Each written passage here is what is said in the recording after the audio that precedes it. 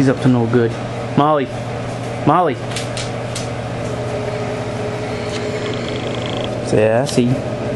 Hey, why the long face? Why the long face? You can't help it. You got a long face. So, reason I'm doing this little shout out here is I got a sticker in the mail. Just before Christmas. Just haven't had time to do a shout out, proper shout out. We got Kenny in the house. Got a sticker just before Christmas. Thanks for the card, bro. And he's on the wall now. Well, cabinet doors. So, thank you once again, but not thank you for all the gloating of your beautiful warm weather. You know, every time we get a nasty snowstorm or really cold weather, he comes out with a nice sunny video, and he keeps posting what his temperature is on the old Facebook. But Kenny, you want to know something? We can go outside and grab some snow, a little bit of syrup, and have ourselves a snow cone. Try doing that with your nice warm sand. Bagel. Marley. McGeggus. What you doing? You say hi to everybody? Look at that face. Look at that face. Who's that? Who's that? Bum scratches. Okay. Got a couple things going on. Started to work on the I don't even know what they call this. I call it just the windshield gutter or the windshield flange. I had a little bit of rust here and some prior fixing, but I'm not going to replace any of this. You see it all? It's all filled in. That's all Mar glass, deep down low. The right thing to do would be cut this out completely, but I don't have a stretcher or a strinker to do all this stuff, and to do this in little sections is just crazy. I can't do it. So what I'm going to do is, I cleaned it up. I'm going to hit it with prep and etch.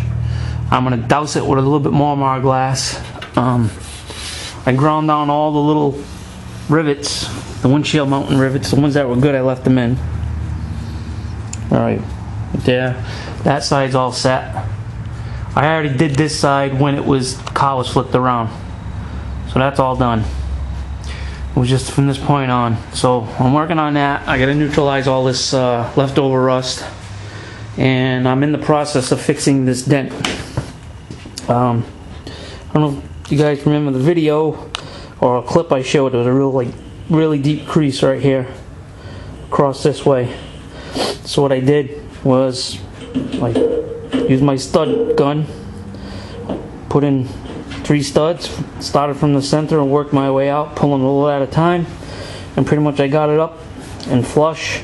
And then there was a little sag here, and I got that up, and then I felt around, and there was a little sag here, and I got this up, and then there was a little bullet hole right here, almost like I had hit this pretty hard with the hammer. So I welded in a stud and I popped it out, and when I cut this off and grind it, whatever's left of this metal hopefully will stay in, and I'll use it as fill, and then I'll just fill it accordingly. I am pretty much Captain Do-Over. Right, Molly? Huh? Captain Do-Over? Yes. Look, once again, the spoilers here. We had that extreme cold when it was -0 in the garage. I didn't have heat on in the garage, so the back end of that spoiler is right next to those doors. And what had happened was I came out and I was looking at the car, and you can't really see it now because I got most of it out. But did you see this crack here? This whole edge, all of this stuff on this side was all cracked, all the way down, right where this webbing was. So what I had to do was, this was what was in there, and that's what I had for mating surface on the edges. See that little tiny sliver? Well, that wasn't enough. And I remember the first time I fixed it, I laid in resin on the underneath side of this. So what I did was, if you can see the mess of foam, I chiseled out all the foam that was in here, got some tape, dammed it up on the bottom side, and just loaded it up with resin. We're good until this point here. I gotta finish this. Haven't done that yet. So I gotta scrape the rest of this foam out and fill it up with resin. Kind of ran out, so I went out and got some, and that's what I got left. I got a little bit left, so I'm gonna do that. And we're working on the door and that little drip edge, whatever they call that. And what I'm gonna do is just like I say, I'm just gonna mar-glass it. She's watching me, keeping an eye on me. You wanna go in there? You wanna go in the house? Wag your tail if you wanna go in the house. Alright. So, alright, she's in. Now I'm just gonna grind off all these studs here, and take my angle grinder, some abrasive disc on it, clean that all up, put my hands across it, feel how it feels, maybe skim it, and alright, first coat of mud's in. Still got a little spot right here. Just gonna put a real light coat right here. What happens was, when I was trying to get this to meet the quarter panel, I had to bend this flange out a bit, this edge, and what it did is it made that deep crease. So when I pulled it out, it sort of helped it, but still got to dress it a bit. So what I did was, when I skimmed this, I just skimmed this right across. Now I'm just going to concentrate right here, because that's high and this is low, and then this has to be sanded down just a bit more. It's actually pretty good now. Right here too, I got to sand this down. This is all high, so it's a little bit of a aftermarket skins are tough, man. So I'm having some trouble with this door for some reason. The other side didn't come out too bad, and it still wants to kick out a bit. If you can see, it. I'm actually hitting. If I was to take sanding block, and you can see the paper creasing on itself, this still would want to come out a bit more, but I might have to take the door and twist it through the hinges and get it to kick a little bit more. So this is actually looking good right here. I mean, I don't have weather stripping in there, so I'm just trying to assume that that's going to be where that's got to go. So that's good there, and I'm in a little bit here. So, and you can see the wave in the gap too. And there's nothing I can do. I can't control that. Sucks about these cars though. That's the only downfall. Those are both aftermarket skins. The quarter skin and this door skin. So it's not a true stamping. And like I say, I'm not a body man. I do the best I can. And that's that. Alright, so let's see if I get another wipe on that, clean it up, and sand her down. Alright guys, that's done. Feels good. There's no big prevalent crease here now. The primer can take care of the rest of this stuff, and if need be I'll glaze it, but I think it's good. Now we get into the nitty gritty, or the nooks and crannies. I actually took scratch all and I scratched out all of the see, still got a little bit left here, but all this fill that's here, I scratched it all out. I took a wire wheel, I burned it through there and got all that loose stuff out, and then I took some etching phosphoric acid, and I worked that, and this is the end product. So what I have here, and I discovered, I don't know if you can see it, but I can see the light through it, and I don't think this camera has a light. No, it doesn't. It's a cheapie, but you can see the holes.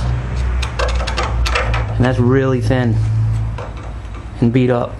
So I'm gonna get the welder, put it on the lowest setting, and zap these 3 holes, and I think there's one up there. This little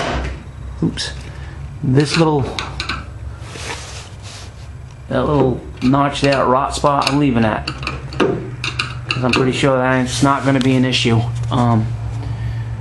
There was actually a lot of rust still in here, and there still is a lot of the stuff, but I think it's been neutralized with the prep and etch. There's another hole.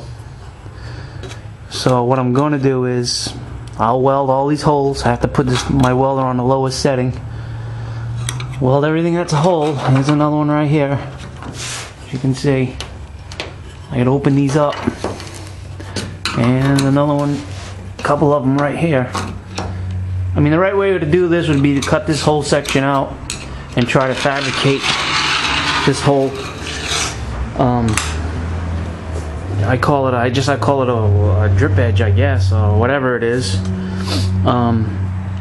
You need a shrinker and a stretcher, and I don't have that, and I think I'm going to live with what I have. I am going to weld the pinholes, and I'm going to reinstall and re-weld these rivets for the windshield trims. There's one here, there's one here, there's another hole. So I got my work cut out for me, but I think for the most part this would have been bad if I would have just left it the way it was.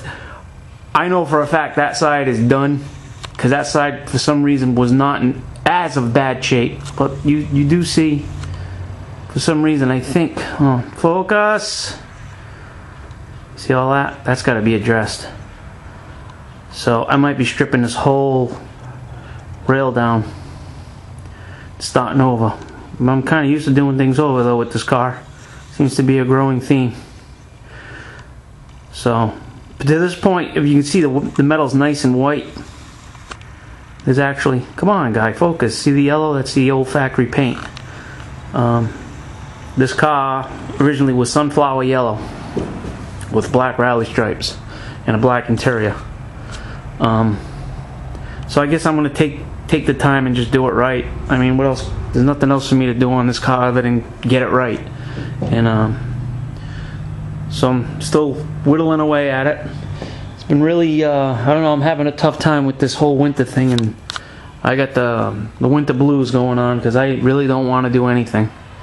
And motivation is at an all-time low with everything, not just the car, just everything in general. And I gotta shake this funk and keep moving, because I'll be going backwards if I don't.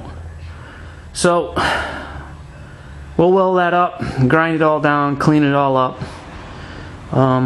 I think I'm just gonna lose. I'll start right from there. I will sand it down to metal to see how it is, but I'm really gonna start right from there. Man, this camera's not focusing. And work my way around. Yuck. And try to get it to look like this. And that's not so pretty itself, so. Alright, so this is Mark from the second gen. A little update. Once again, I thank Kenny for the sticker, buddy. Appreciate it. Shaky cam, shaky cam, shaky cam. I'm having a real problem with my camera. Enjoy the sun, man. So, this is once again Mark from the second gen, signing off. Be well, be safe. Do the right thing. And we will catch you on the next one. Peace.